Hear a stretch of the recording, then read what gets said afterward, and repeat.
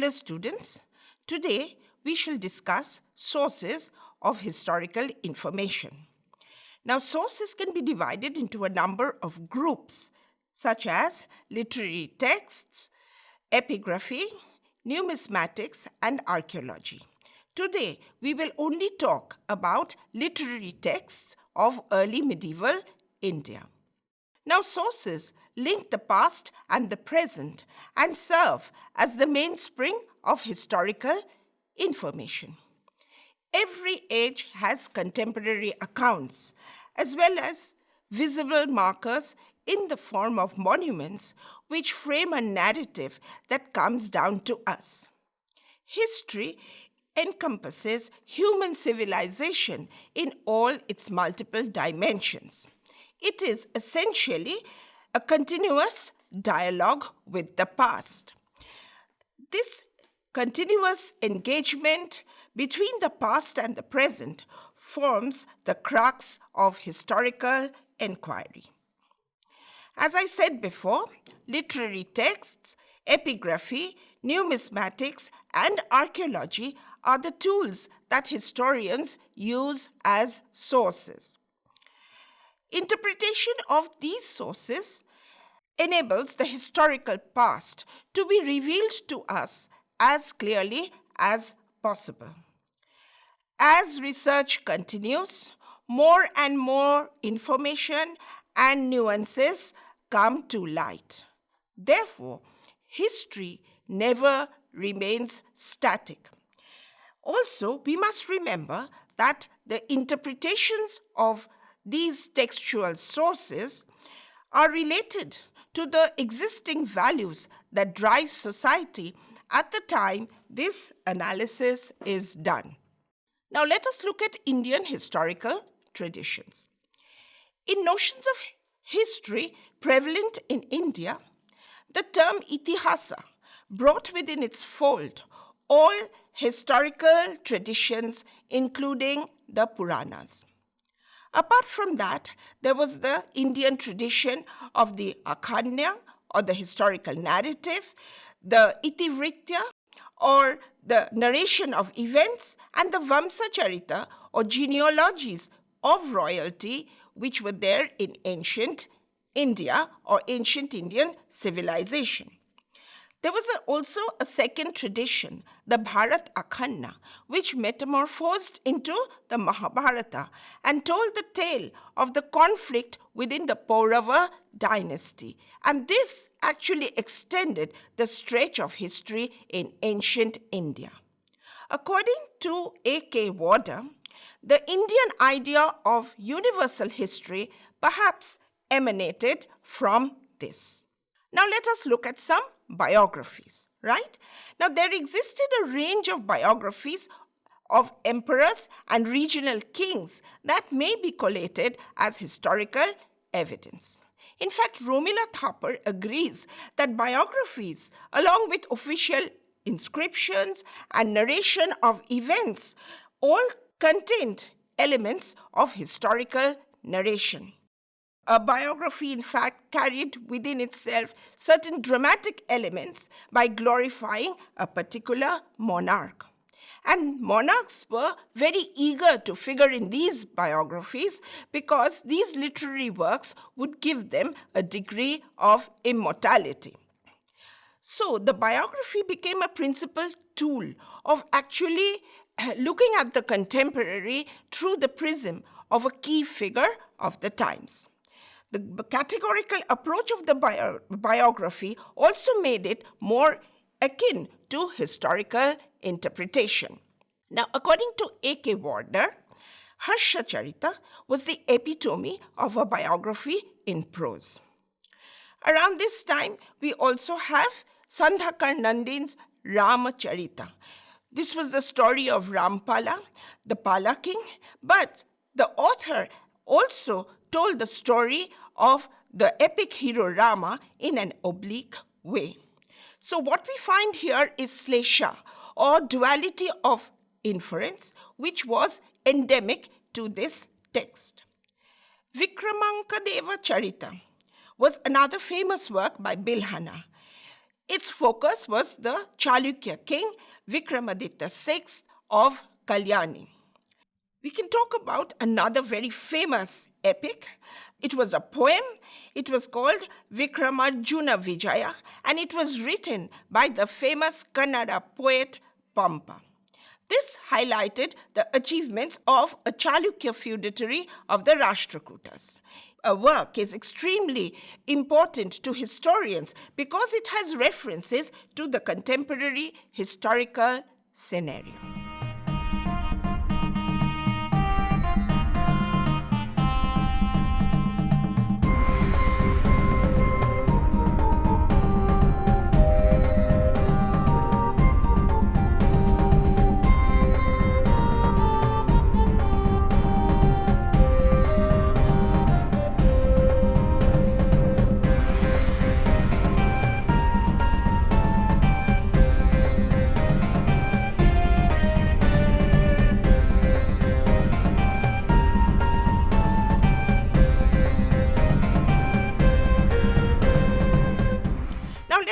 To the foremost historical work of this period, that is Kalhana's Raj Tarangini.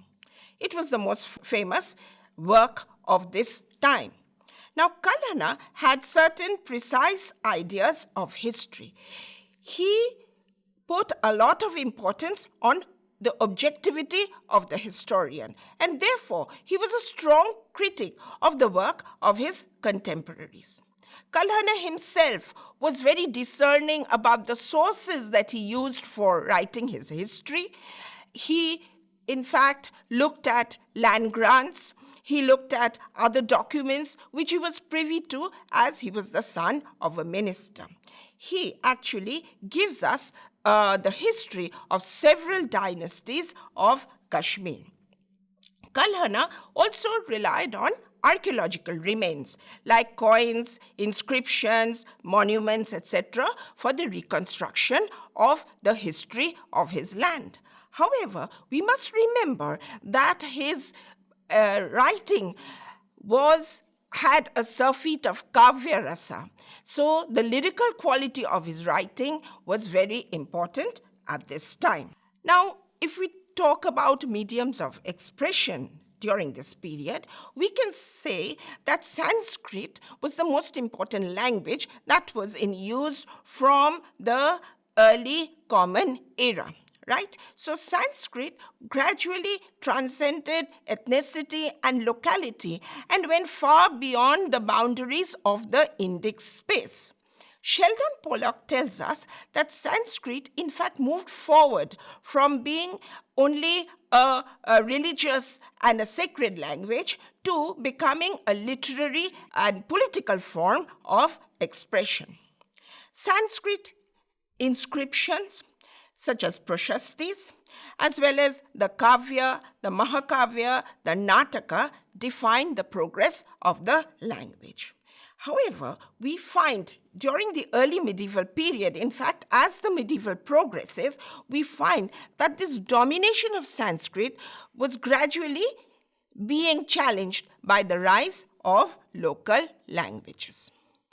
Now let us come to certain regions of India where we see some important literary texts which can be used as historical sources, right? So let us go to Rajputana first, right? Now the 13th century saw the development of Rajput traditions, right? So Rajput traditions had started coming up from even before that. We find Prithviraja Vijaya, written by the Kashmiri Jayanaka in 1192. This was one of the major epics of the time. Now, the writers during this period, especially in Rajasthan, made a conscious effort to link the Indian monarchs to the solar or the lunar dynasties. Prithviraj III of the Chahmana dynasty was therefore regarded as an incarnation of Rama, while the author thought of himself or identified himself with Valmiki. Now, this epic was a mix of myth and reality. It dealt with Prithviraj's conflict with the neighboring Rajput kingdoms, with the Gahadawalas in particular, and also with the Turks, against whom he emerged victorious in the first encounter. There was another very important literary work during this time, Prithviraja Rasa by Chandra. Right? Prithviraj Rasa also states, he continues this story about the solar and lunar dynasty and states that 4 warriors emerged from a sacrificial fire and they later established the tribes of the Pratiharas, the Chalukyas, the Paramaras and the Chahamanas. Now, Prithviraj Rasa was very significant because of the fact that it was composed in Apabhrangsha, right? The spoken language of the people of northern India. Now, this text does not exist in its original form. It has been written over and over again right up till the 14th century. So, multiple layers have been added to this text, and we find that later on, the layers, the additions have been in Hindi, in early Hindi or Braj, that is classical Hindi. So, here we find this moving away from Sanskrit. Another important text here in Rajasthan, or within this geographical space, was Vigraha Raj Rasa. This was once more composed in Apabhrangsha, and which was actually the last stage of the Prakrit language, and it was composed by Nal, right? Vigraha Raj Rasa also was written over and over again. And here we find that the early history of the Rajputs was encapsulated in it. It highlighted their heroism and their courage. Especially, they tried to possibly romanticize the heroism and courage of the Rajputs in the context of their ultimate fall at the hands of the Muslims. Now, many Rajput traditions have been preserved in histories which are called khyats, right? So these were narratives or chronologies based on genealogies or in Pidyavalis, right? Unfortunately, the surviving Pidyavali now dates from the 16th century. So it is not strictly within our period, but there were khyats and Pidyavalis through which Rajput history has been preserved. We will now move on to Bundelkhand. Now in Bundelkhand, the lunar dynasty held sway. The Mahotsava Khanda was possibly, this was an important literary text, possibly an addendum to Chandra's Prithviraja Rasa, which describes the Chandrataya dynasty with fleeting mention of the 2 preceding dynasties, the Gaudas and the Gahadavalas, right? This Gahadavala was not identical with the Gahadavalas of Kannauj, right?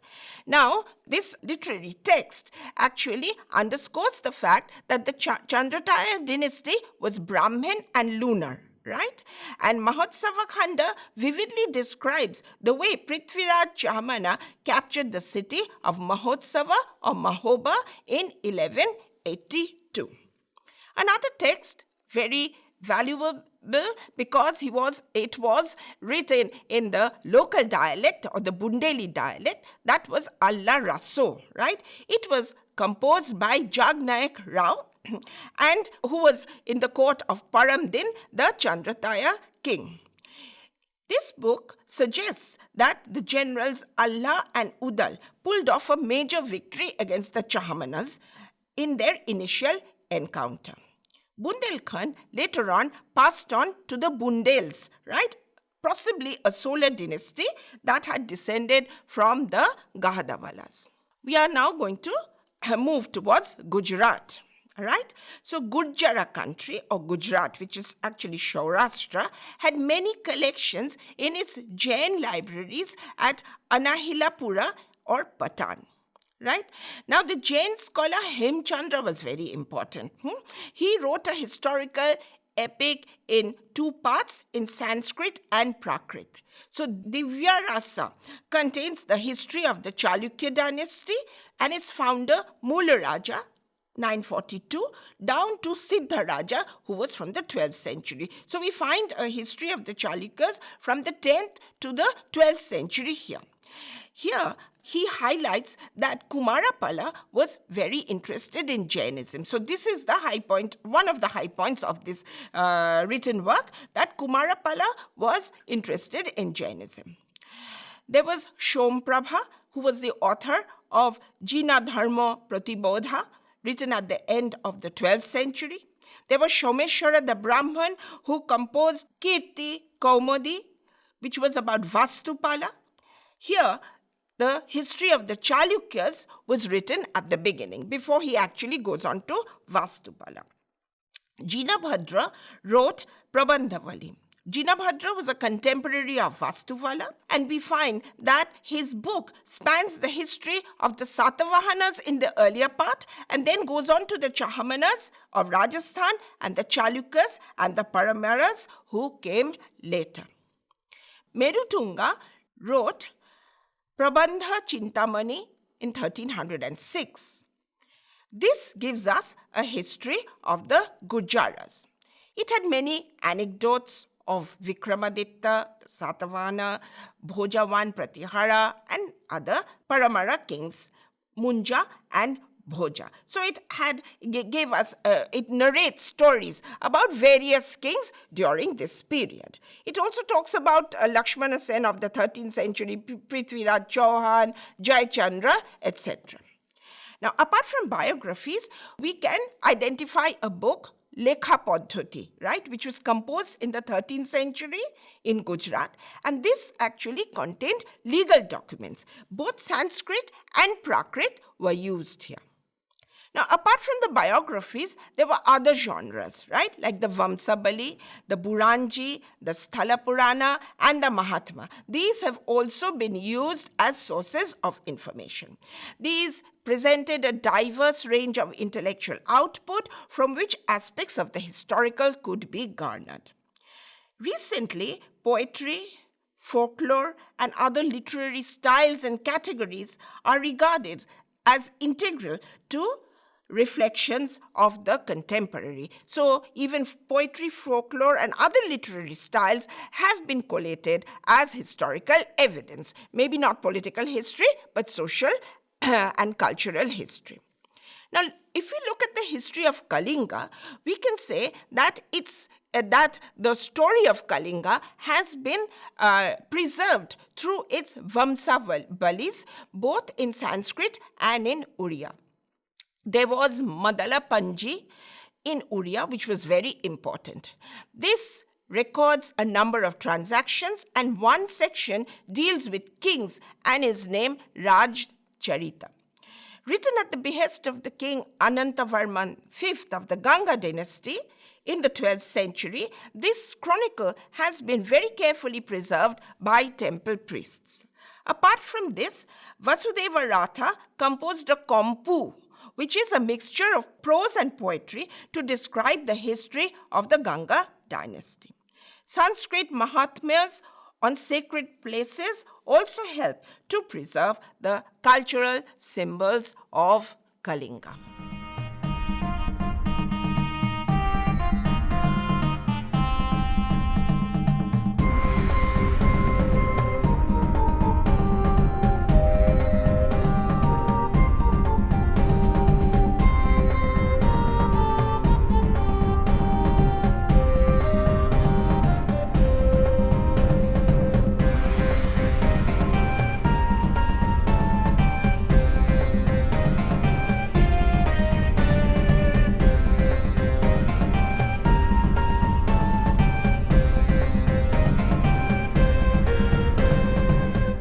Let us now move on to South India.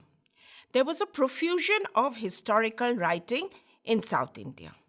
In the 10th century, a rejuvenated Chola dynasty subjugated the Pandyas and extended their sway over a substantial landmass in the south. In the 9th century, Nandi Kalambakkam was an anonymous poetic work. It depicted the Pallava king Nandivarman III's domination over the Pandyas. There was also rich biographical material from different regions of the south. Jayan Gondar wrote Kalinga Tuparani, a war poem in Tamil that was lauded for its lyrical quality. It describes the expeditions to the Kalinga and to the north by Kulatunga I. It also highlights the poet's enthusiasm with the monarch's military exploits. The Tamil poet Ottakuttan wrote poems on war, Parani, and peace, Ula. Two of his important works in verse are Kulotunga Solon Pillai Tamil and Vikrama Solon Ula. Sthala Puranas, basically Tamil and Sanskrit temple chronicles and legends on shrines, had the potentiality of supplying useful historical information. Prominent among these were the Brihadis Varamahatmya Sthala Purana of the Shiva temple of Tanjore. Here, leads were provided on 16 Chola kings who made Tanjore their capital, and it also spoke about their interest in irrigation and temple works. Other Sthala Puranas exist which tell us the histories of the temples of Madurai and Srirangam.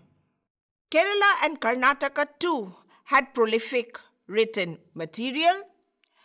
The corpus of material or written work or output from Kerala was diverse and emanated from 4 regions delineated Kerala Utpotti.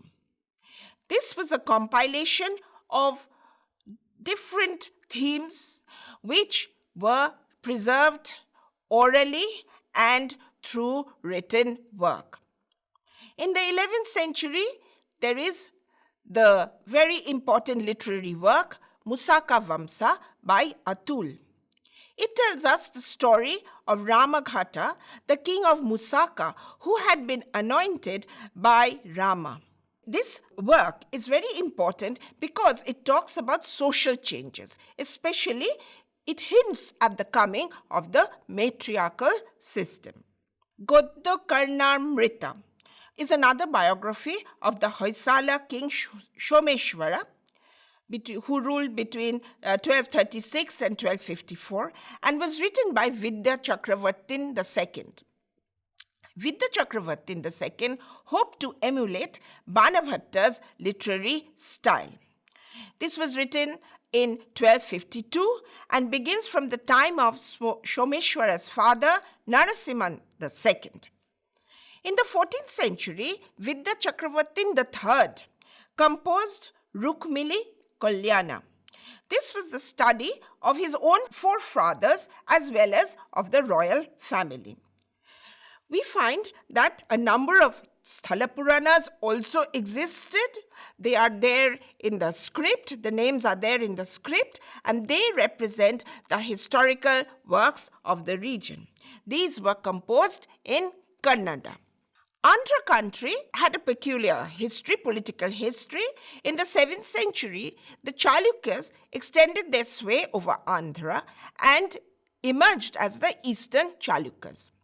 They defied the Rashtrakutas for centuries and maintained their independence for a long time. Around 999, they became the vassals of the Cholas. The Kakatiyas then took over as Chola power weakened.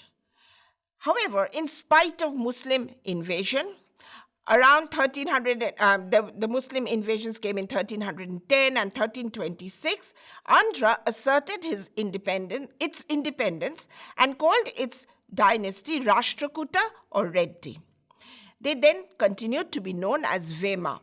Now, information about the Kakatiya dynasty is stored in Vamsavalis as well as in oral traditions. Poets on the move composed innumerable Telugu songs eulogizing the incomparable feats of the various rulers.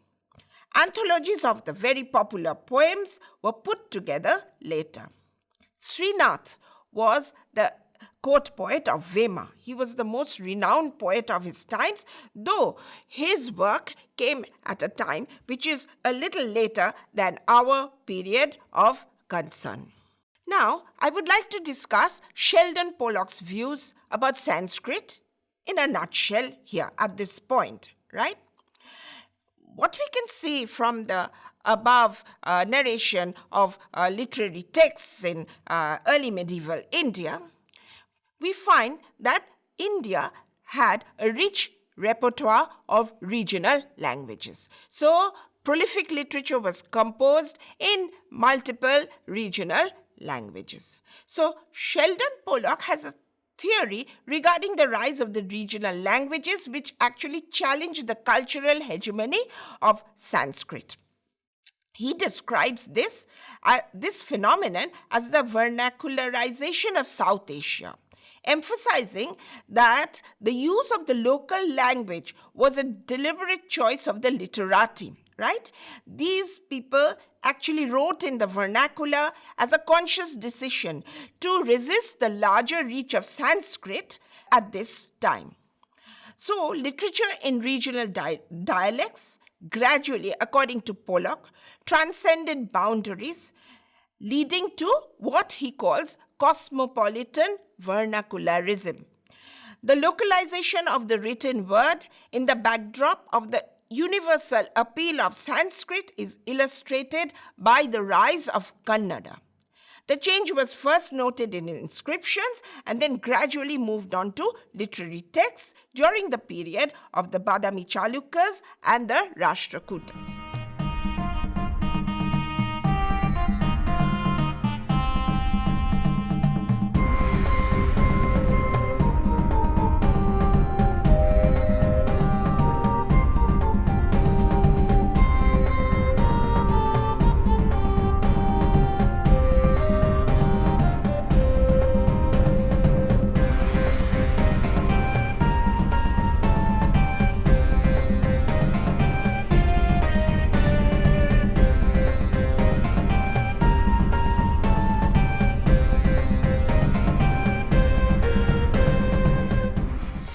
Poetry began to decline from around the 9th century. We can now talk of a new genre of writing from which historical information can be extracted, right? Upinder Singh, the historian, in fact, refers to A.D. Mathur, who tells us that during the medieval period, Hindu law broke out of the framework of dharma and acquired an identity of its own. So, institutionalization and formalization of law was encapsulated in compilations from the Dharma Shastras like Chaturvim Sthati Mata. A procedural law book called the Vyavahara Matrika by Jimuta Vahana and a law digest, Dayavaga, which was especially popular in Bengal, were written at this time. There were also innumerable commentaries on Manusriti and on Yagnabalka Sriti. These came to the fore at this time. Big Ganeshwar, who composed Mitakhara, was looked upon as an authority on Hindu law. Two more works can be mentioned here. Lakshmi Dhara's Kriya Kalpataru, 12th century, and Debana Bhatta's Sriti Chandrika, both of which emerged from or evolved from the Dharma Shastra. Krishi Parashara was another early medieval text related to Bengal, and this dealt with agriculture. There were also, so we find works on the economy of the period. So this was a work on agriculture. There was Gonita Shara Shangraha by Mahaviracharya and Lilavati by Bhaskaracharya in the 12th century. These give us information on prices, weights, and measures. Now, apart from Indic sources, we do have sources which can be placed under the heading Chinese and Arab sources, or these are kind of foreign accounts, so to say. So, Chinese and Arab writing also give us some information on early medieval India. Xuanzang 600 to 664, I Ching 635 to 713 CE, were two Chinese monks who visited India in the 7th century. Now, I Ching gives us information about the tenets and practices of Buddhism followed in India at this time, while the former, Zhang tells us about the lives of 56 Chinese monks who visited India. The 9th and 10th centuries also saw Arab travelers and geographers, such as Sulaiman, Al-Masudi, Abu Zaid, and Ibn Hawkal. They penned their compositions around this time. These compositions were especially relevant for information on trade and commerce, etc. Al-Biruni, of course, was the leading intellectual of the time. He had a keen interest in India, which was reflected in his Kitab ul Hind. So we can conclude by saying that this huge corpus of Indian literary writings that I have mentioned really are only very few samples, which just give us an idea about the Indian approach to history.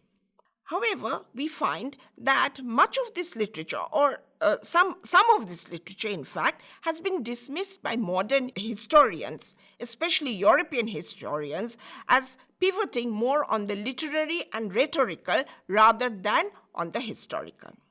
So these European critics think that these narratives had major weaknesses as historical documents because it was difficult to glean political data from any of them, as they were composed at the behest of certain monarchs and were essentially panegyrics devoted to them.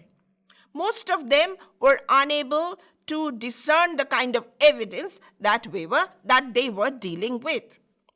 Thus, according to these critics, it is not possible to categorize these as history at all and bring them into the ambit of academic discipline. To them, inscriptions were much more dependable source material. However, recent scholarship, and here I may mention Kumkum Chatterjee, Rao, Subramaniam, and others, these scholars are loath to dismiss as completely historical the vast reservoir of texts that has been produced in early medieval India by the literati of early medieval India. So they feel that while political contexts may waver, social, cultural frames, the matrices, in fact, emerged with much greater accuracy in these works. It is here that these historians have definitively found effective source material for political as well as cultural and social studies. So these texts remain essentially very important as historical documents or sources. Thank you.